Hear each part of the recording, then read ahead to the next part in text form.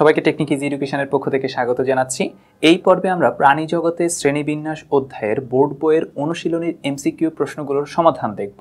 এই সমাধানগুলো দেখার আগে তোমরা আমাদের অধ্যায় ভিত্তিক যে থিওরিটিক্যাল আলোচনাগুলো করা আছে সেই ভিডিওগুলো অবশ্যই দেখে আসবে। সেই ভিডিওগুলো যদি তোমরা দেখে আসো তাহলে আমাদের এই সমাধানগুলো বোঝা তোমাদের জন্য অধিকতর সহজ হবে। তো চলো আমরা শুরু করি। প্রথম প্রশ্নে বলল কোনটি মলাস্কা পর্বের পানি। আমরা জানি ঝিনুক এবং শামুক হচ্ছে মলাস্কা পর্বের পানি। এছাড়া হচ্ছে তারামাছ একাইনোডার্মাটা পর্বের পানি, কাঁকড়া হচ্ছে আর্থ্রোপোডা এবং জোঁক হচ্ছে অ্যানলিডা পর্বের প্রাণী। তারপর 2 নম্বর প্রশ্নে বলল স্কাইফা ও হাইড্রা উভয়ে, স্কাইফা হচ্ছে পরিপেরা এবং হাইড্রা হচ্ছে নিডারিয়া পর্বের প্রাণী এবং এদের পর্বের এই দুটো পর্বের ক্ষেত্রে এরা হচ্ছে বহুকোষী হয়ে থাকে এবং সুগঠিত তন্ত্রবিহীন হয়ে থাকে, অর্থাৎ 2 এর অ্যান্সার হচ্ছে 2 ও 3 অর্থাৎ গ। 3 নম্বর এবং 4 নম্বর প্রশ্নের জন্য আমাদের একটা উদ্দীপকের ছক দেওয়া আছে। তো সেই ছক থেকে প্রথম প্রশ্ন করলো ছকের কোন প্রাণীটি অমেরুদণ্ডী। এখানে যে এন ও পি এই 3টা চিহ্ন দিয়ে বা বর্ণ দিয়ে হচ্ছে যেগুলো বৈশিষ্ট্য দেওয়া হলো, প্রাণীর পালক এবং ফুসফুসের সাথে বায়ুথলি থাকে, এটি মূলত করডাটার পক্ষিকুল অংশের বৈশিষ্ট্য।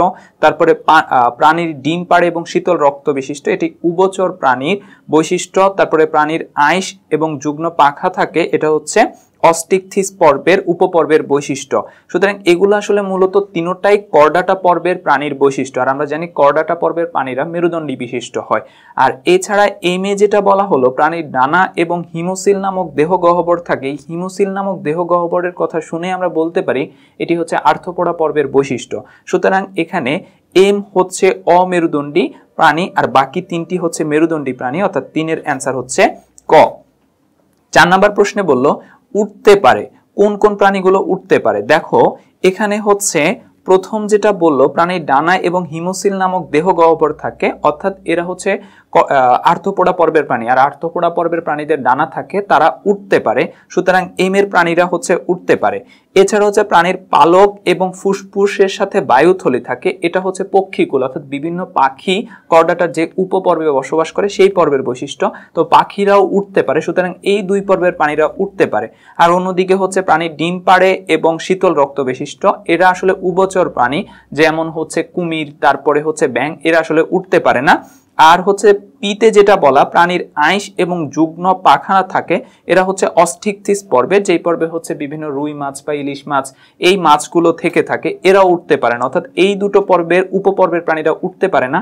আর্থ্রোপোডা এবং করডাটা পর্বের পক্ষিকুল উপপর্বের প্রাণীরা উঠতে পারে, অর্থাৎ এম ও এন পর্বের যে প্রাণীগুলো আছে সেগুলা উঠতে পারে, অর্থাৎ 4 এর অ্যান্সার হচ্ছে 1 অর্থাৎ ক।